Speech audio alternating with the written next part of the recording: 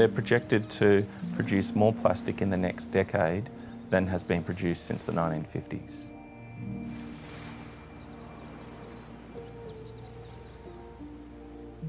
It's possible for an average suburban family to be able to do something about that so that we can minimise the negative and harmful impacts that we're having from just blatantly consuming without any regard to the impacts of that consumption.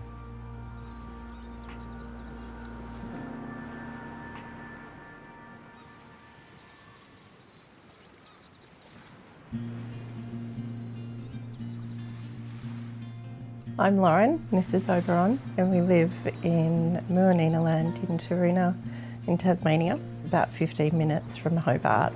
And we live here with our 3 daughters, Audrey, who's 15, Xanthi, who's 12, and Maisie, who's 8.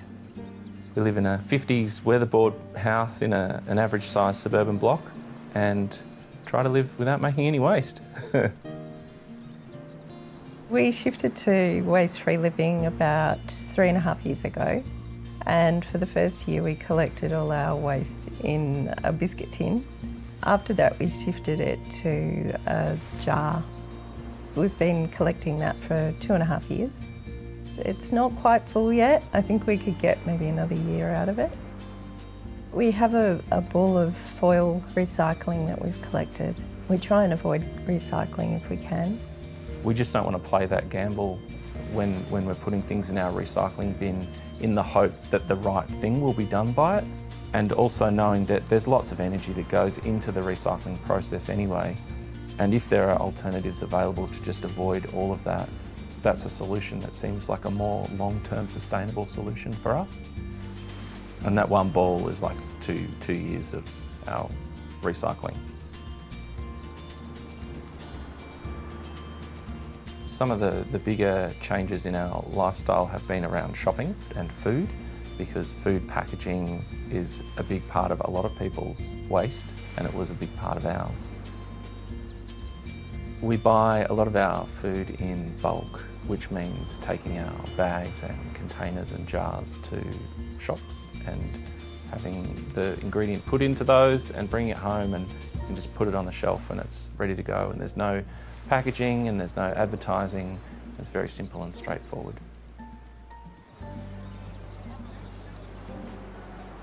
We also will buy food in containers when we go to the butcher or the fishmonger or the guy who gives us snacks for our pets.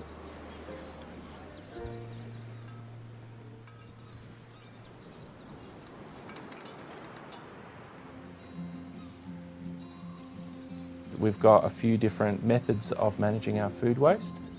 We keep 2 buckets on our sink. One is for scraps for the chooks, and the rest is for the compost bin. We have cold compost bins in our garden.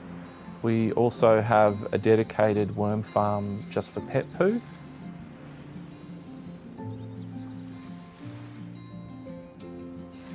We're trying to take responsibility for everything that we bring into our home, and we think that if we can utilise things that are compostable and organic and actually help build soil in our garden to grow food, to feed ourselves and to feed our neighbours and share with our family and friends, then we think that's a much more convenient and healthier way to live.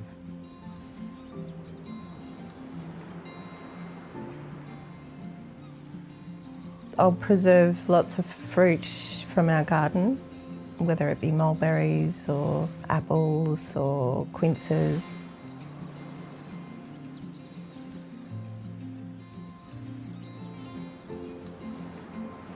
We're focused also on what things are made of.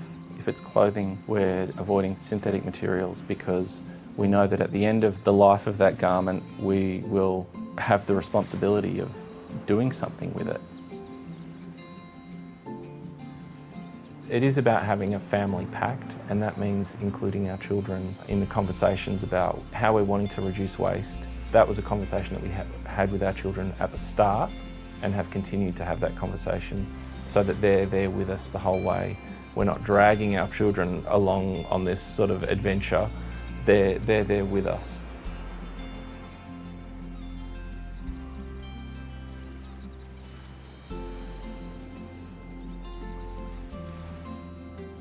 There is a misconception because I am at home with our kids, homeschooling them, which is a full-time job on its own, and I also run a business, but it's often perceived that we have so much extra time in our day that we must be able to do all of this because of that. And I don't know that that's necessarily true.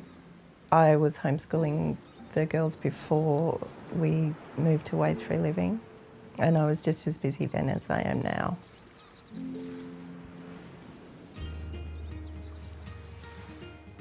I think it's easy to forget how much power we have as individuals to enact positive change.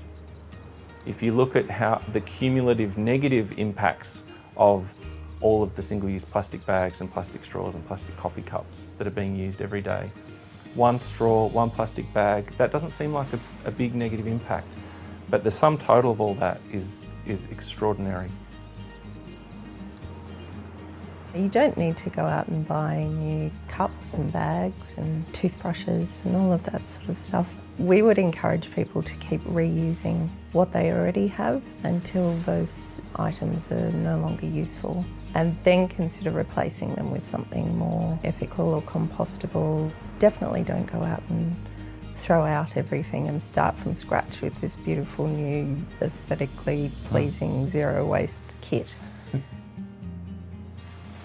Not all waste is immediately overcome by the individual who's facing that waste. It might be that it's a shared responsibility amongst the community to help make waste-free living more available to more people in different types of life situations.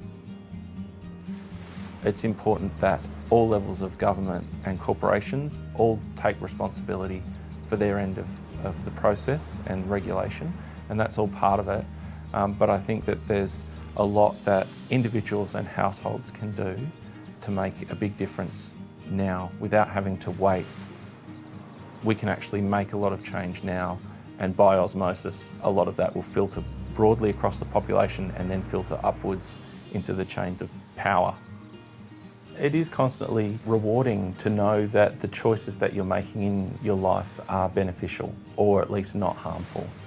It feels pretty good to have not contributed all of that landfill. There's many tonnes of waste that we have avoided by making these life choices. And I think the average household is able to produce enough waste to fill a 3-bedroom house every year in Australia. And so that means that's at least three 3-bedroom houses that we haven't Three of filled. this house. 3 of this house that we haven't filled with waste, just by making a bunch of relatively minor changes in how we do things. And I think we're happier for it. I sleep a little better. Yeah, that's right.